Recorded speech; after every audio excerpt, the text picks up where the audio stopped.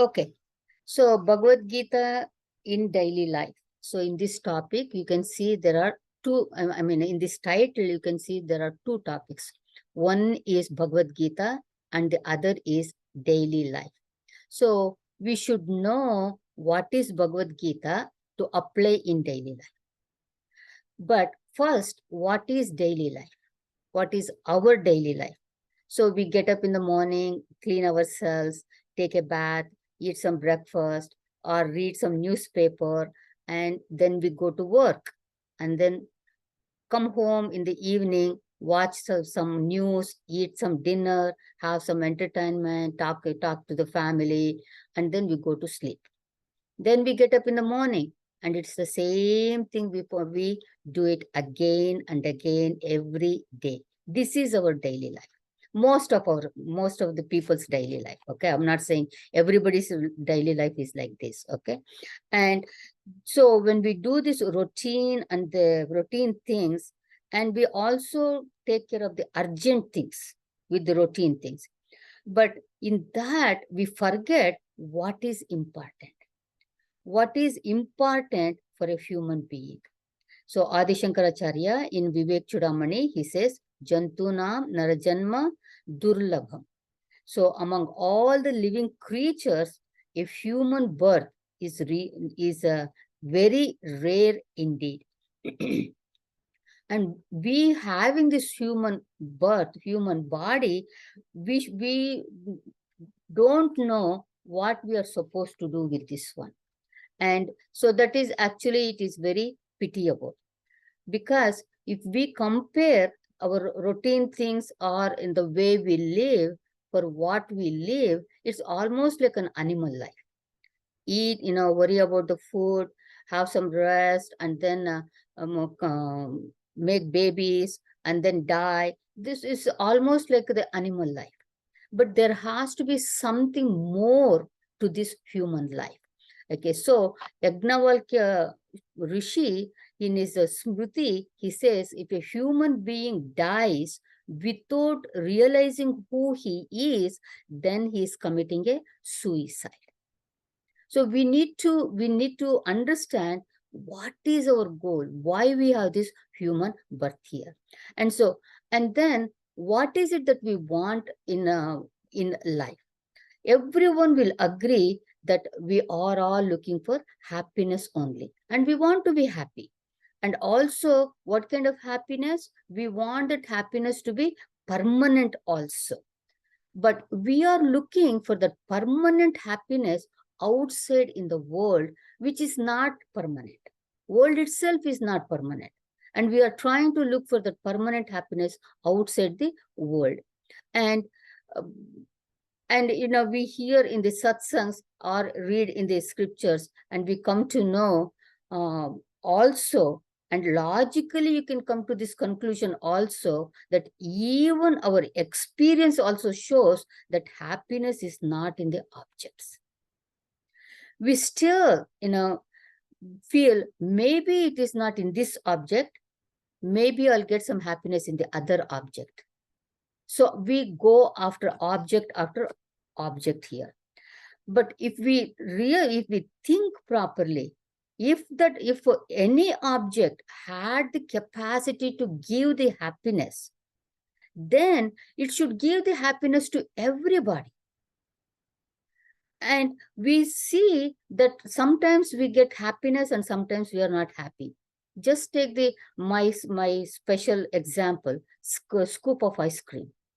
Scoop of ice cream, it might give happiness to some people, but it doesn't give happiness to everyone. Okay. And same thing, like a motorcycle, Harley Davidson. Okay, that one. It gives happiness to some people, but it does not give to everybody. That means happiness is not in the object at all. So the Swamiji, that Jagadguru Sri Chandrasekhara Bharati, that Mahaswamigal, he says wealth and happiness are not related to each other as cause and effect. An attempt to secure happiness by securing wealth is as futile as it is absurd. So there is no happiness. Swami Ramatirtha, he used to tell a story for this one. There was a person in a small village, and he used to play with the children, and he used to, children loved him. One day he told the children, look, tomorrow the landlord of this village, he is going to distribute sweets to everybody, and we are going to have fireworks. So all the children were very much excited. So the next day, everybody came to near the landlord's house to expecting some sweets and the fireworks. But there was nothing. There was no fireworks. There were no sweets. Nothing was there. So when of course the parents had come because they are the children. So one of the parents, he looked around and he saw the man who plays with the children, who had announced that today there's going to be that. He was also standing there. So he went to him and he said, didn't you know that there was no firecrackers or the sweets? So this man said, yes, I know. I knew that one. So then why did you come here? So that man said, I thought if this landlord really distributes, I will miss out on that. So like that man, even though we know happiness is not there in the objects, somewhere there is this thought, maybe there is something in this object. So that means knowledge has not gone deep enough and it is not assimilated, showing that, happiness is not in the objects. So actually, when we get the object that we want, what happens is we think that object is giving the happiness, but it is not so. To get that object, the mind is agitated. Am I going to get it? Am I not going to get it? How I'm going to get it? All these things. So, but once you get it, all these agitations have stopped. So the mind has become calm. So you attribute that calmness and that happiness to the object. That's all. Actually, that happiness is your own happiness. It is said, if you want to be happy for 1 hour, take a nap. If you want to be happy for a day, go fishing or go and watch some sports. And if you want to be happy for 1 month, you get married. If you want to be happy for 1 year, win a lottery or make some wealth. And if you want to be happy for a long time, okay, make someone happy. And if you want this eternal happiness, know thyself. Know your blissful self. So everything else, napping or sport, marriage, can give you happiness. There is no doubt about that one. But it is only for a limited time. Limited period of time. But real happiness is something else other than this one. And to experience that blissful self, we need to know Bhagavad Gita. So what is Bhagavad Gita? Where do you find it? So it is said, Veda Vyasji put the essence of all the Vedas in Mahabharata, and the essence of Mahabharata is in Bhagavad Gita. So that means the essence of Vedas is Upanishads. That's why when in the Dhyana Shloka, we chant Sarvopanishado Gavo Dogda Gopalanandana Partho Vatsa Sudhir Bhokta Dugdam Gitam Rutamata. So all the Upanishads are the cows. And Gopalanandana, the Lord Krishna, he is the milker. And Partha, Arjuna, is the calf. And supreme nectar, Gita, is the milk. And men of purified intellect are the drinkers of this Amrutam, this milk. See, to study the Upanishads, okay, our Shastra says you should be a qualified student, what we call Sadhana Chatushtaya Sampanna. So I'm not going to go in detail about that one, but what is the Sadhana Chatushtaya? It is Viveka, Vairagya, Shatka Sampatti, and Mumukshutva. So Viveka is discrimination. Discrimination, doing the vichara between what is Atma and Anatma, what is real and what is unreal. That is Viveka. Vairagya, we all know it is dispassion. And then the third one is Shatka Sampatti, six virtues. What is that one? Shama, Dama, Uparama, Titiksha, Samadhana, and Shraddha.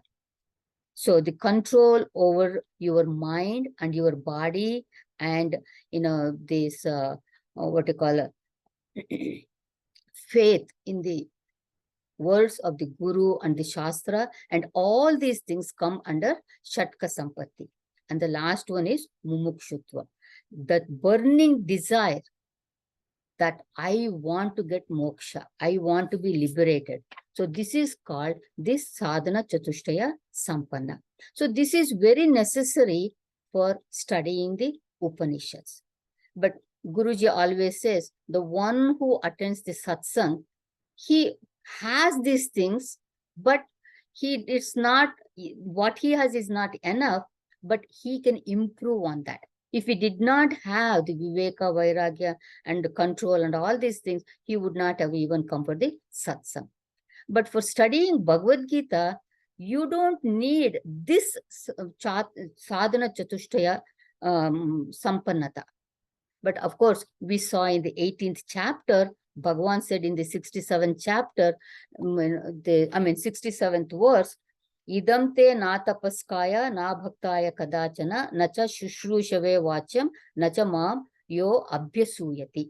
So this knowledge should not be given to a person who doesn't have an austere, who is not austere, who does not have a devotion, bhakti, and who does not, who cavils, saying that, what Lord Krishna said is not right and all that.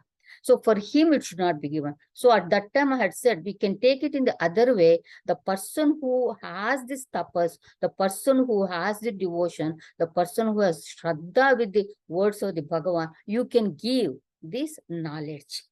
So there you can see little bit of this qualification is given. As Shobana mentioned on that day, I was really very happy to hear her say, Gita ji, usually in the beginning, sadhana chatushtaya sampanna is given, but in this Bhagavad Gita, it is given at the end. So there is little qualification, but all of us have some devotion. Okay. And we have some austereness also. If we didn't have, we would not have even thought of listening to Bhagavad Gita here. So here, like a Ramakrishna Paramahamsa, he used to say, I had mentioned this one also. He used to say, if you keep on saying this Gita, Gita, Gita, Gita, Gita, Gita, it becomes tagi, tagi, tagi, tagi. So that is dispassion. So you will develop dispassion to this world without your knowledge, even just by saying that one. But many people say, oh, come on now, there is no, it is just a thing that is said, but I don't think there is any truth to that one. But you cannot say that. You take the life of Valmiki ji, and he was a thief. No, his name was Ratnakar. And what did he do? He was so tamasic, he couldn't even say the word Rama. So he was taught by Naraji to say Marama, Rama, Rama, Rama, Rama, and then it became Rama, Rama. That's where it says, Ulta Naam Jagat Jagajana Valmiki Bhaye Brahma Samana. So all the words knows that uttering the name, even in its opposite form, by saying Maramara instead of Rama Rama, that great saint Valmiki became the Brahma Samana. He became Brahman himself. Okay, so don't doubt the efficacy of the words also here. And what is Bhagavad Gita? Bhagavad Gita is a dialogue. It's a dialogue between Lord Krishna and Arjuna on the battlefield of Kurukshetra. One may ask, why on the battlefield? Lord Krishna and Arjuna, they used to meet so many times before that. And why did not Lord Krishna teach Arjuna leisurely? Why on the battlefield? So two answers you can give for that. So one reason is Arjuna never asked for the knowledge. And a guru gives knowledge only when the Shishya requests. And that shows the second reason, the student was not ready at that time. And only when Arjuna surrendered to Bhagavan and he requests him to teach him, then alone he is given the teaching. So we have seen Arjuna says, Shishyasteham Shadimam Tvam Prapanna to Lord Krishna. I am your disciple. I have taken refuge under you. Now you please teach me. So, but what we saw, Arjuna comes to the battlefield ready to fight. He just wants, he had prepared so long.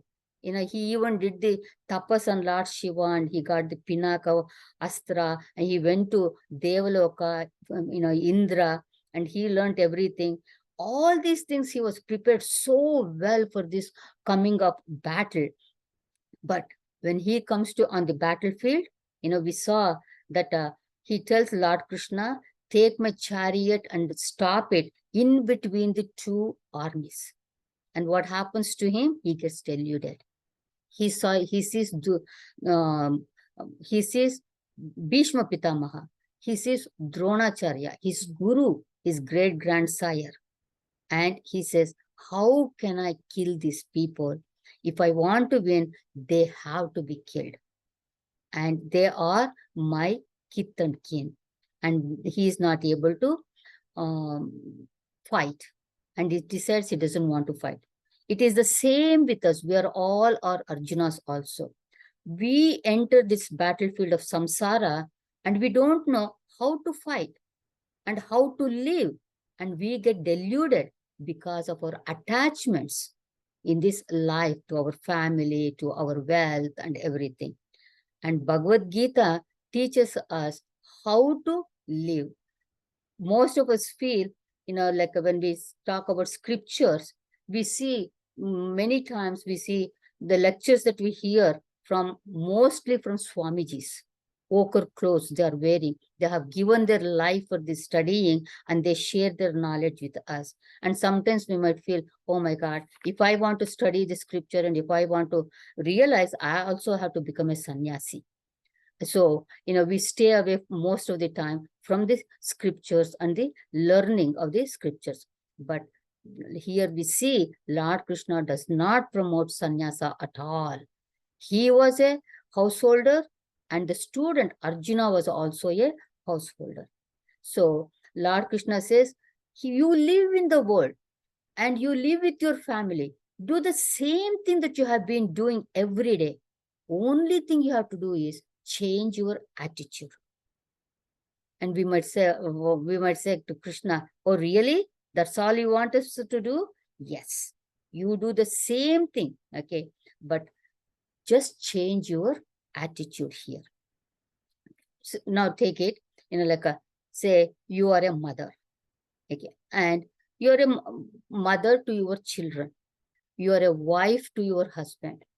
You are a daughter-in-law to your mother-in-law or father-in-law. Or you are a mother-in-law to your daughter-in-law. Or you are a friend. You are a daughter.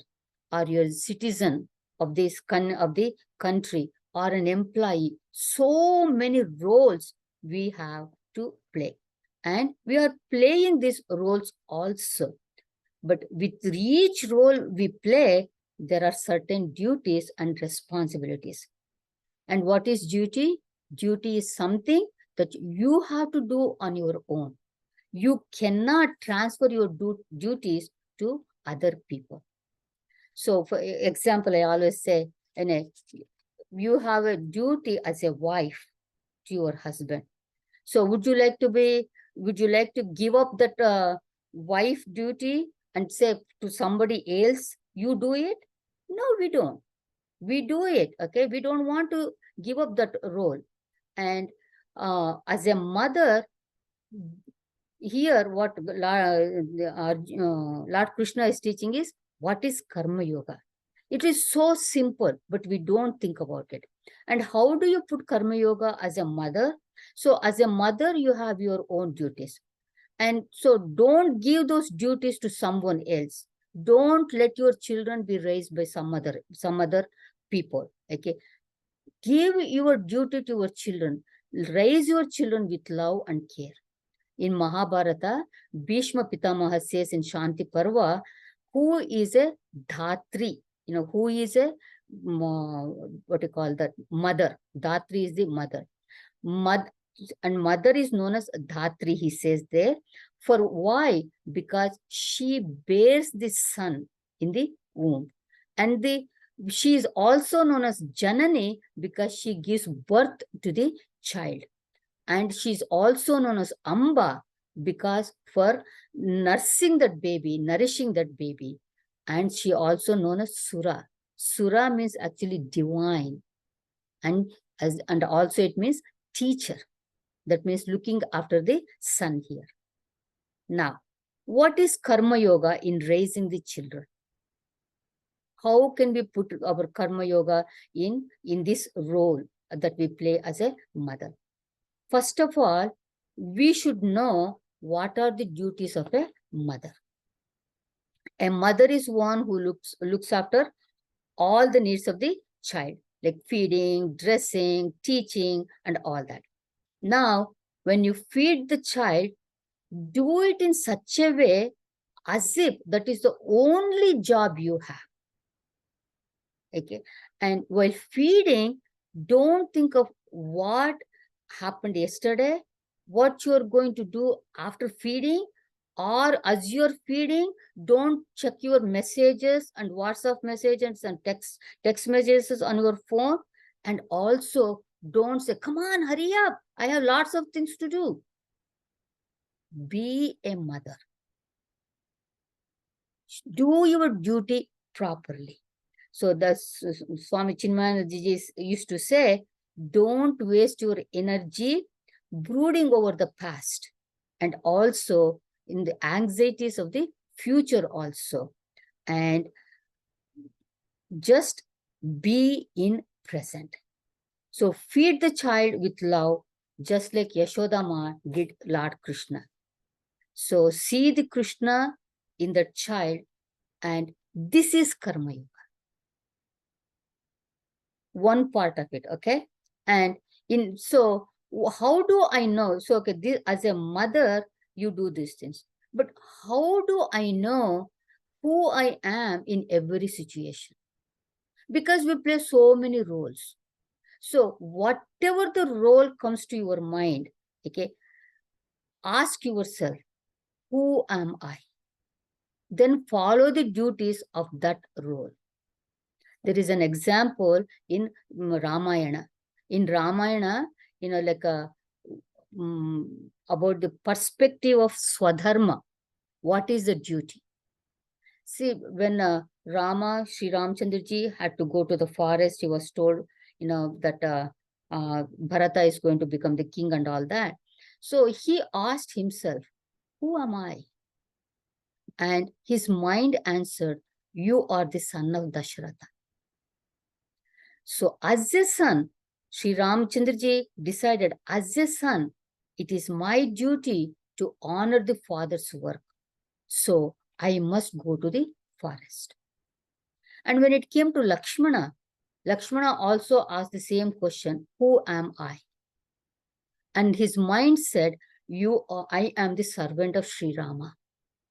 So then he decided, yes, I have to follow Sri Rama. Same thing with Sita ji. When she asked, who am I? And her mind said, I am Sri Ramchandraji's wife, I am his shadow. So she decided to follow Sri Ram. So in every stage of our life, we ourselves can outline our duty. Every time you ask yourself, who am I? So even at work, karma yoga can be used. So in work, and whatever the position you are, okay, do the duty of that position. And when you get paid for 8 hours, you should give 8 hours job. It's not like, you get paid for 8 hours where you worked only 7 hours. Because 1 hour you spent in socializing or in drinking coffee or texting. It is said, if you get paid for 8 hours when you have worked only for 7 hours, then you are a thief. This is karma yoga. Converting our karma to yoga. Same with the other roles that you play. So that's why Lord Krishna says, Niyatam Kuru Karmatvam. Do your bounden duties here. And also other thing in karma yoga is you do not expect any rewards. For anything you do, you don't expect I should get something also. This is where we say Ishwararpana Buddhi, do all your actions. And Prasada Buddhi, whatever it comes, just take it. If it doesn't come, it doesn't matter. But don't look for reward for all the duties that we do. Duty is something that we are supposed to do. There is no saying, I like this duty or like I don't like this duty. So the famous verse we all know, Karmanya vadikaraste ma phaleshu kadachana ma karma palaheturbu mate sankosva karmani. So our karma is here, karma is the duty. Do your duties and don't look for any fruits in return. Guruji tells this story about this fact that, how we are so much result oriented. See, in India, you see many people take the public transportation, the bus. Okay. And most of the time, it's always full. By the time it comes to your stop, it has stopped at about 6 or 7 stops and it is full.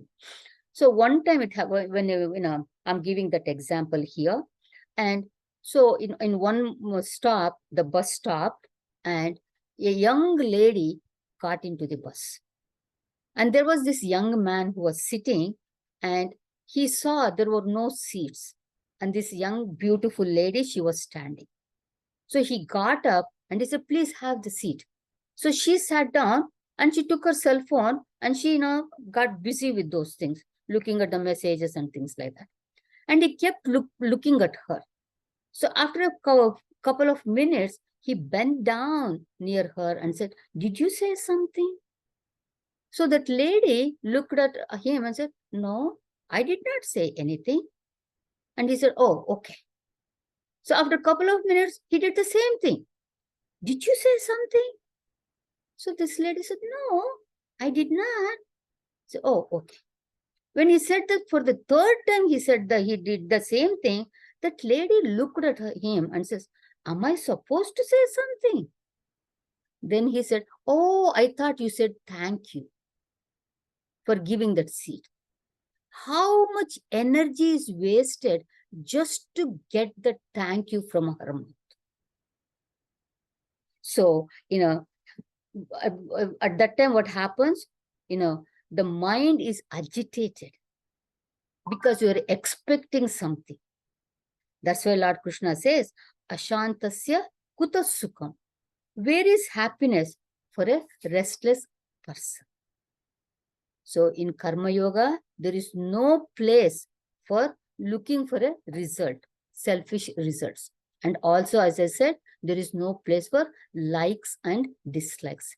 It is your duty, you do it. Tasmat asaktas satatam karyam karma samachara. Therefore, always perform your actions unattached. Samachara means very well. And how very well means what? Sangam tyaktva, without any attachment. So, this is yoga karmasu kaushalam. Skill in action is yoga. So, what is karma yoga? Do your bounden duties without any attachments. And do not expect any favors for the duties that you do. And do not have likes and dislikes to your duties. And skill in action is yoga, karma yoga. And this is the gist of the karma yoga. So Guruji says, spirituality is not in doing a particular action, but in doing every action in a particular way. That is the skill, the spirituality. That is the karma yoga. Now let us see the bhakti yoga now. So what is bhakti yoga? Bhaj means, to be attached to Bhagavan. So now let us take the same scenario. You are feeding the baby now. Okay. So think, where did this milk come from? Did I produce this milk? No. So Lord has provided this milk. And then this kartrutva bhava, I am feeding the baby with the milk that I bought.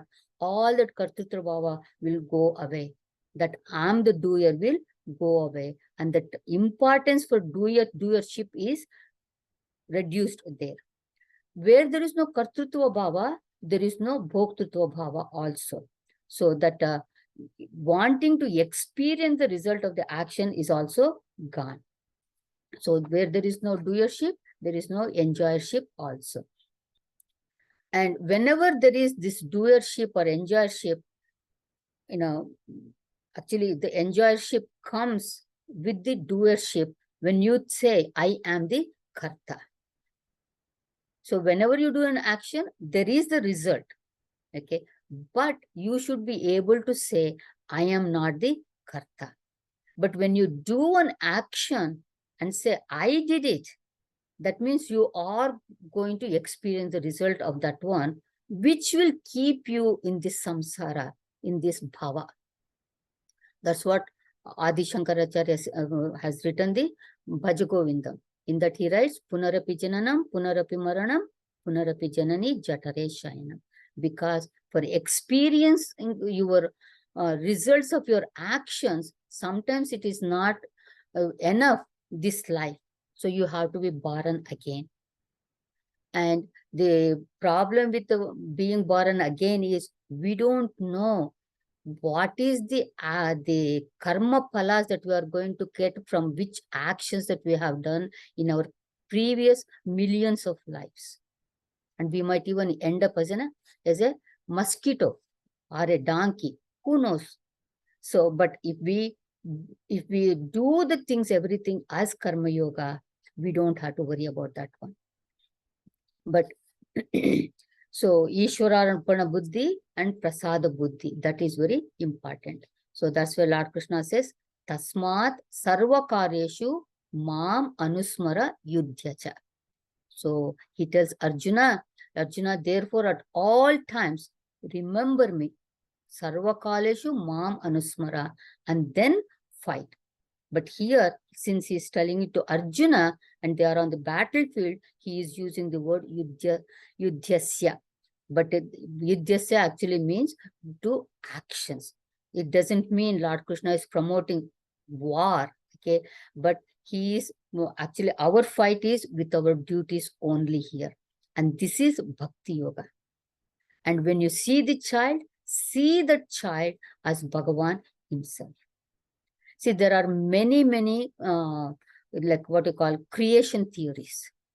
And one of the creation theory is when Bhagavan wanted to create this world, he didn't find any material around him to create this world. So he used himself as the material and created the world. So what it means, everything is Bhagavan himself.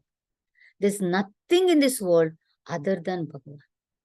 So we might be seeing different shapes, different colors and everything, but everything is Bhagavan himself with different names. That's all it is. And so what is Bhakti Yoga? So see Bhagavan in everyone. Give up this kartrutva bhava. And actually you can say that, treat everyone just as you want others to treat you. That means looking at everyone in equanimity. And Remembering you are not the doer. God alone is the doer. He is using me as his instrument. And this is Bhakti Yoga. Then comes what is Gnana Yoga. Gnana Yoga are why we need Gnana Yoga also we should know. And the purpose of Gnana Yoga is Jivasya Tattva Jignasa. So Jivas, Jignasa, curiosity, desire is for Tattva, to know the reality. That is Gnana Yoga. And who is that Paramatma who resides in me and everyone is Gnana Yoga. And knowing that Brahman is all pervading and all powerful and all knowing, that is Gnana Yoga. But ultimately, knowing that I am the Brahman is the real Gnana Yoga. So Lord Krishna gives this knowledge in the second chapter from the 11th to 25, 11th verse to the 25th verse. This is very, very important. Here he says that, Brahman is never born. That means I'm never born. But I think I am this body. And he gives the nature of this Brahman in those verses very, very beautifully. And he says, na jayate mriyate va kadachit. So there is this Brahman is never born, na jayate, na mriyate. He never dies. There is no death also for that Brahman. Then what is this body that keeps dying? What is that one? It is just like when our clothes are torn or our clothes are become old, we change our clothes. That's all we are doing. We are changing the bodies like we change our clothes. We continue as a subtle body from body to body. So that's what Lord Krishna says, Vasamsi jirnani yata vihaya navani grunhati naropa rani. And so when we realize this one, that fear, one second.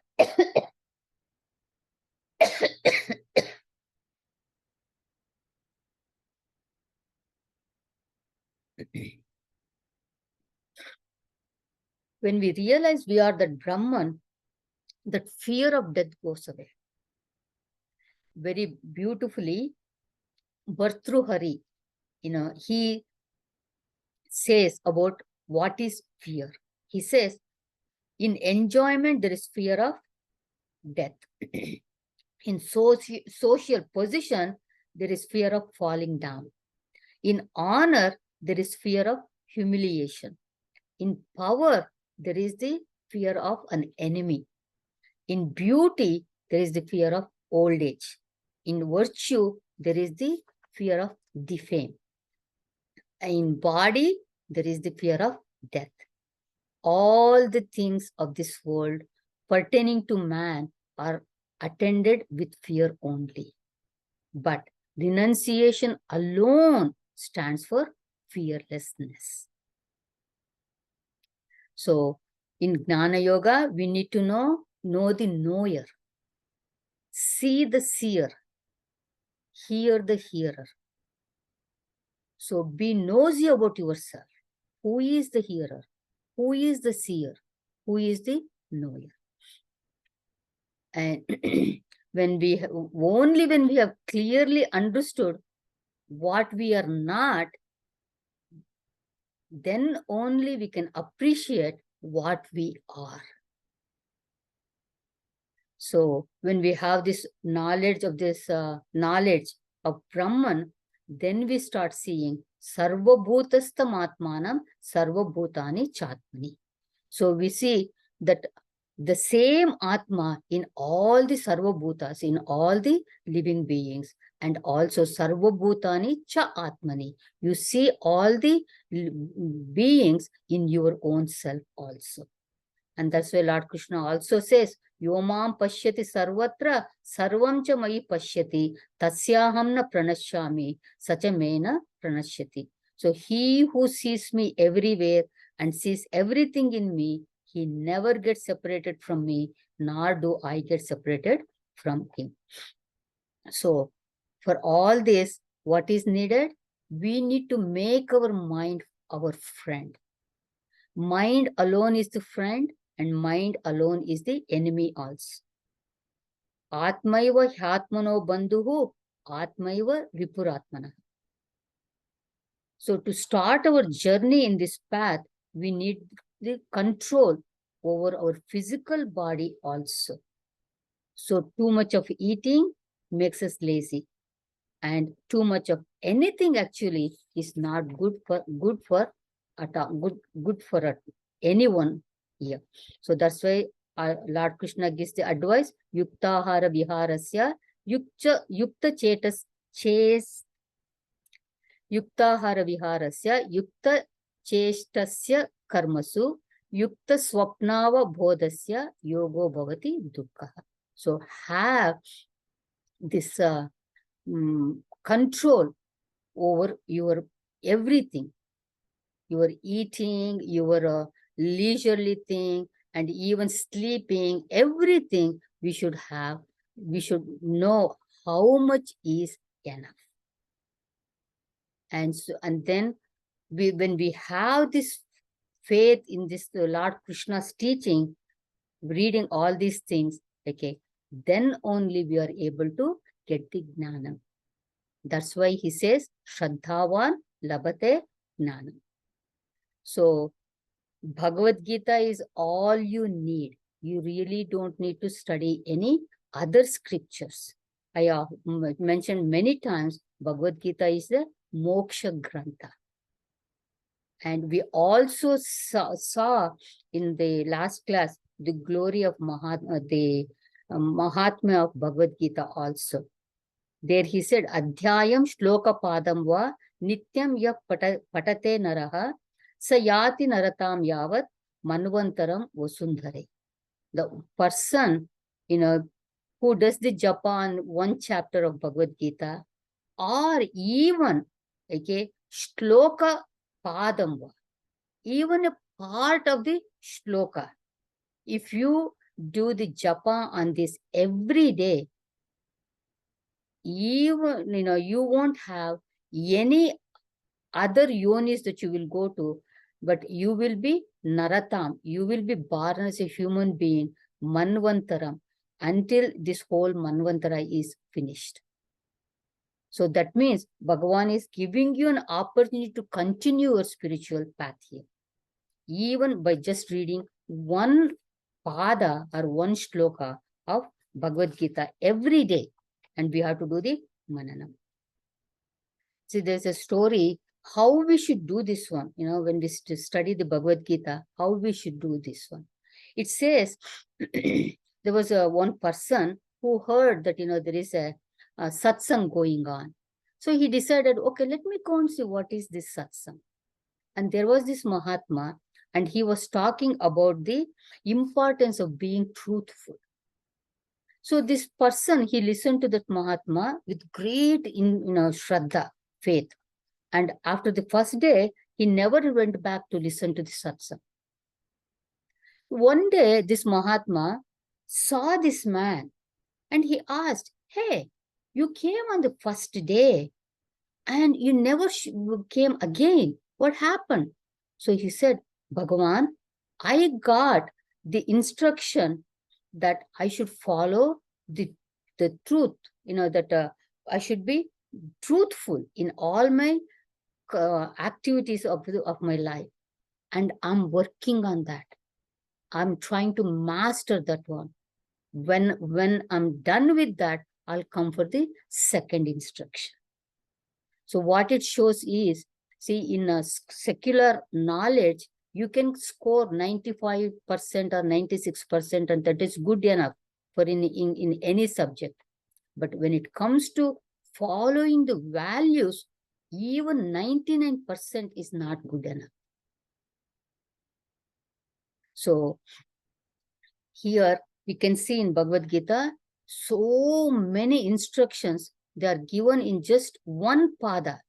That is, each shloka has 4 padas. So in one pada, there's 1/4 of the verse. there is so much instructions are given. So you can say each pada is a capsule. Like some of the capsules I like to share with you is Guna Guneshu Vartante. So when the mind becomes restless about a material object, just say Guna Guneshu Vartante. The sense organs are playing with the sense objects. I have nothing to do with this one. And have this faith that Bhagavan is always going to take care of you. Because he has said that in Bhagavad Gita. He said, Name Bhakta Pranashyati. So my devotee will never perish. And have the balance of mind, don't give into likes and dislikes.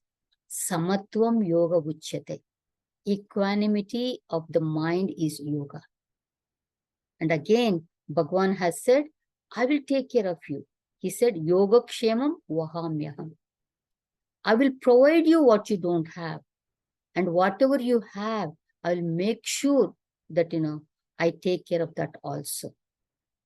And he says, Nahi Kalyanakrit Kaschit Durgatim Tata Gacchati. One who strives to be good, he never comes to grief. Like this, you can see many, many capsules in Bhagavad Gita. And one of them is, many times we start, say, from tomorrow, I am going to do some meditation, some japa, and I'm going to do it. And sometimes we start also. But most of the time what happens, the mind cannot be controlled at all. It goes everywhere. And then you get disgusted. What is this? I don't think I can do it. At that time, remember what Arjuna said to Lord Krishna. He said, Chanchalam hi mana Krishna.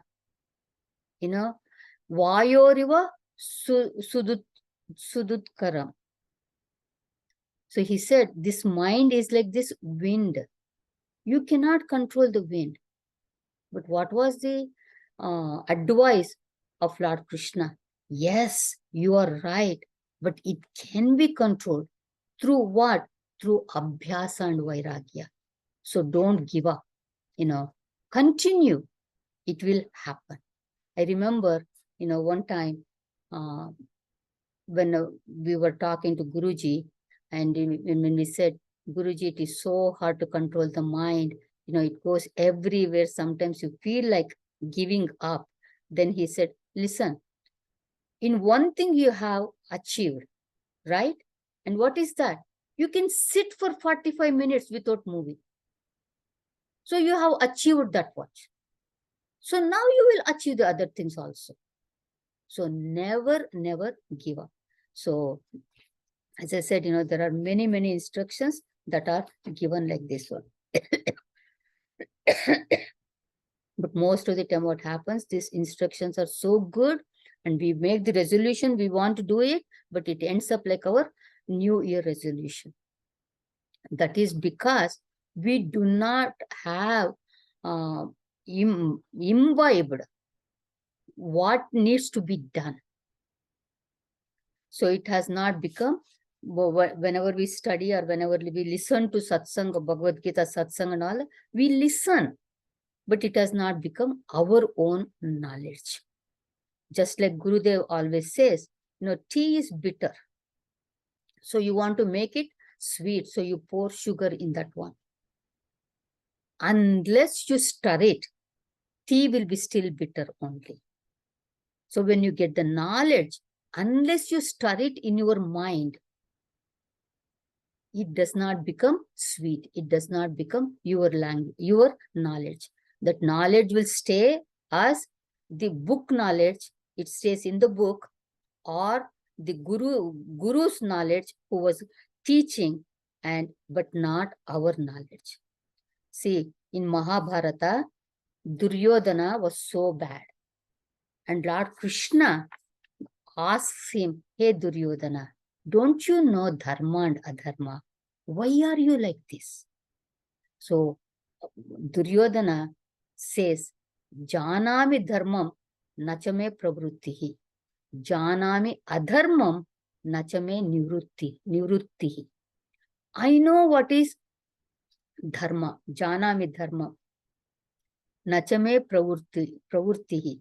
But I'm not inclined to do that one. Janami adharmam. I know what is adharma. Nachame nivrittihi. But I'm not able to refrain from it. Because that knowledge has not become his knowledge. He knows it, but he has not assimilated that knowledge. And even our vasanas are so strong, because we are carrying it for many of our births.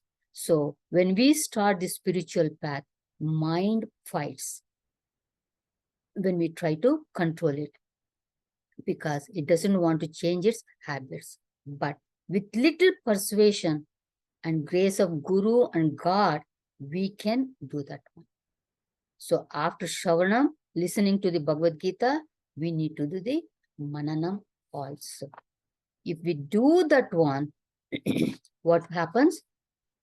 Just like Arjuna said in the end, he said, Nashto mohaha smrutir labdha tvat prasadat maya achyuta.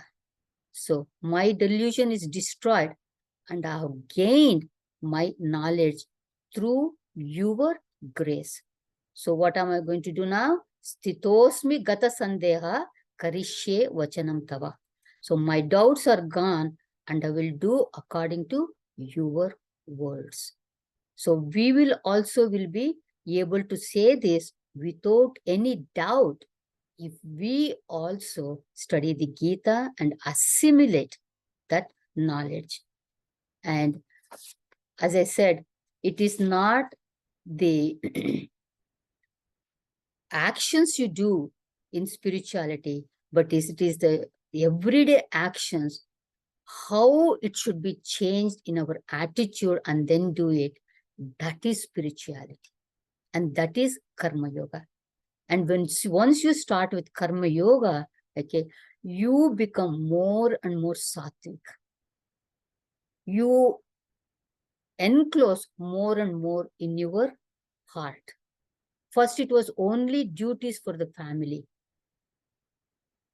But afterwards, it starts increasing. And you see, this whole world is nothing but you yourself when you have that knowledge. So this is the Bhagavad Gita in daily life. How we can put Bhagavad Gita in our daily life. I hope you enjoyed it. I just wanted to share a story with you. If you don't mind, I'll take 2-3 more minutes. Okay. See, there was an old farmer. He lived on a farm with his grandson. And each morning, this grandpa, he would get up early and take this Bhagavad Gita and read the Bhagavad Gita. And this grandson, he also wanted to be like him. He would imitate. He also would take the Bhagavad Gita and read. And one day, the grandson asked the grandfather, Grandpa, I tried to read this Bhagavad Gita just like you, but I don't understand at all. And also whatever I understand, I forget. Okay. So what is the use of reading this Bhagavad Gita? The grandfather did not say anything, and he was putting coal into the stove. So he emptied that the basket that had coal, and he gave that basket to the grandson, and he said, go and fetch me some water. So the grandson went outside and he took some water in that basket and came home. But since it is a basket, all the water was gone. So the grandfather smiled.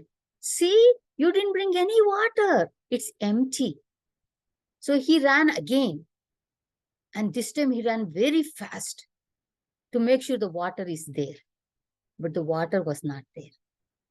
So he told the grandfather, it's no use trying to get some water in this basket. I'll get it from in the bucket. So he went to fetch a bucket. The grandfather said, no, no, no, no, I don't want a bucket of water. I want a basket of water. You're not putting your effort. Do it fast. So the grandson ran really, really fast. And when he filled up the basket with the water, he put all his strength, all his energy, and ran back to the house. Still, there was no water. So he said, see, Grandpa, this is useless. So the grandfather said, so you think it is useless? Now look at the basket. The boy looked at the basket, and for the first time, he realized that the basket was different. It had been transformed from the dirty old basket to a clean inside and out. And this is what Bhagavad Gita does to us. It cleans us inside and out. This is the glory of Bhagavad Gita. Okay? Thank you very much. Okay. This is our last class, but I would like to start back again in April. Okay, because we are having a Swamiji come to our house next week, and he'll be with us for 6 days. And then, I need some time to prepare for the class also. So we will start back in April, and we will go until the middle of May, just like, we do every year. And then we will take the summer break. Okay. If it is okay with you all, if you think I had enough Bhagavad Gita, we will stop. This will be our last class. Okay. We want some more. Definitely not. We want, yeah. So we will continue in April. I will, request Nisha to post, which is the day that we are going to start back. Okay. And it will be something you will like it. Okay, yeah, that sounds wonderful, Gita ji. Thank you so much. So let's finish. Thank you, Gita ji. Let's finish. Om Purnamada Purnamidam Purnat Purnamudachyate Purnasya Purnamadaya Purnameva Vashishyate. Om Shanti Shanti Shanti. Harihi Om Shri Gurubhyo Namaha. Harihi Om.